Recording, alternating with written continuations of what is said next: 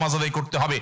নামাজের জন্য সতর ঢাকা ফরজ, কিন্তু এমন কোন পরিস্থিতিতে আছেন, আল্লাহ মাফ করুক, আপনার সতর ঢাকার ব্যবস্থা নেই, তাহলে ওই অবস্থায় আপনাকে নামাজ আদায় করতে হবে।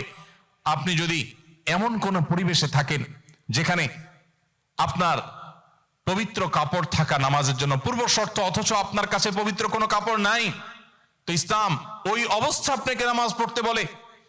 কেবলার দিকে ফিরে নামাজ পড়া ফরজ, কিন্তু কেবলা কোন দিকে আপনি জানেন না, জানার কোনো উপায় নাই, কাউকে জিজ্ঞেস করেও জানার ব্যবস্থা নাই, আপনার কম্পাসেরও সার্ভিস আপনার কাছে নাই, কোনোভাবে কেবলা নিরূপণ আপনি করতে পারছেন না।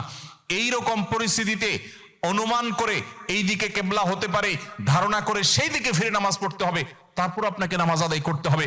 ভাইরা আমার, নামাজের গুরুত্ব এত বেশি বুঝেছেন সাহাবা ইকরাম যে যুদ্ধের মধ্যে, রণাঙ্গনের মধ্যে পর্যন্ত তীর এসে লেগেছে পায়ে, কিন্তু নামাজ ছাড়েননি। ওমর রাদিয়াল্লাহু তাআলা আনহু খলিফাতুল মুসলিমিন, তিনি বলেছেন, লা হাজ্জা ফিল ইসলাম